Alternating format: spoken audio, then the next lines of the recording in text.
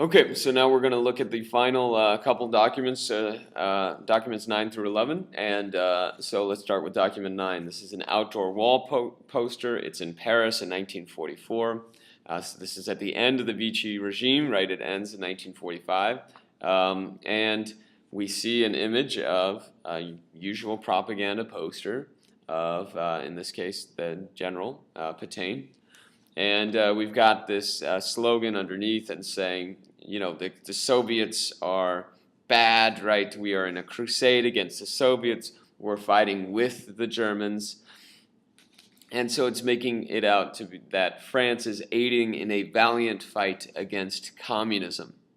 So just like we saw before, this is an example of propaganda. It's trying to get public support for the cause, and it's also using communism as the threat to get people to support the government. Very similar to what we saw in document 10, and you can group those two together, certainly as examples of government propaganda that are anti-communists. Both document 8 and 9 show that what is their view of the government. Getting back to the topic, their view of the government is that it's protecting people from communism.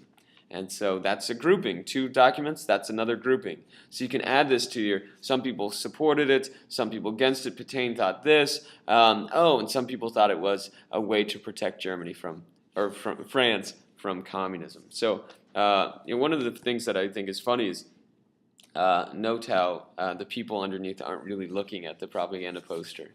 But that's not really that relevant. Document 10. So here we go. It's 1945, and Pétain is now on trial. So when you're on trial, already you should think, man, what is my point of view? Someone's on trial, they're not going to say, I'm guilty. They're going to say, I didn't do it. Something else did it, right? And so he's on trial afterwards for collaborating with the Germans, with the Nazi regime, this atrocious regime. And so what's he trying to do? What's this document about? And what we see is that Pétain is saying that, well, he got support from the French people. And so the people are giving him support, and he was begged to lead them, and he did. And then he's trying, the second part, after those first couple of sentences, the armistice saved France and contributed to Allied victory. So what he's trying to do is say that this was beneficial. What he did was actually beneficial. And why? It helped keep France free and intact. Right there, intact, right? It's divided into two parts. So you have to question that, the accuracy of that right away. You also see that he's making the argument that it was lawful, that he legally inherited power and that his government was recognized by other governments, so that this was not collaborating with the Germans illegitimately, but he was a legal leader. And finally, he ends by saying, I prepared the way for the liberation of France. So he's trying to say that he helped liberate France in the end. Now, obviously, the point of view is easy to do here. You say, well, Pétain is on trial. It's not surprising that he is defending himself.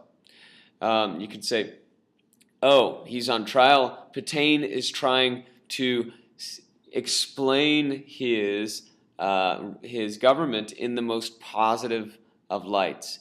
Pétain is trying to justify his leadership by explaining all the benefits that he saw from it. So that's a potential point of view that you could do there. Let's go now to document 11. I think this is interesting. The Vichy prime minister, the person under Pétain, who is actually executed. And he's got a very different view. Whereas Pétain makes it sound like the people have asked him to lead, and that he was merely a victim in this process.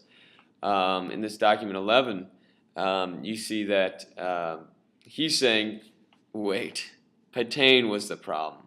Pétain was a a leader who took more power, a huge amount of power for himself. He had a giant propaganda campaign. He used pictures and music and awards. It was, in his words, the greatest propaganda effort in the history of France to benefit one man. So he's depicting Betaine as not a victim of this process who was forced into working, but as a true collaborator with the Germans, as someone who took this role and embraced it, and who was a fascist, who was in charge of this government and was not forced into it. Now, once again, Pétain has had his in document. If you go back to the opening, Pétain, back to the historical background, de Gaulle has commuted the life sentence for Pétain in 1945. But guess who's going to get executed? This guy, the guy who was under him. And so maybe it's not that surprising that he's critical of Pétain when he himself is going to be executed. He is taking the blame. He is taking, his life will be taken as a result of his working with General Pétain. And so definitely, there's an interesting point of view here. It's not surprising. He's blaming someone else, right? He's on the verge of execution. Of course he's going to say that other guy was responsible. He was the one that did it. And so that's an easy point of view there as well.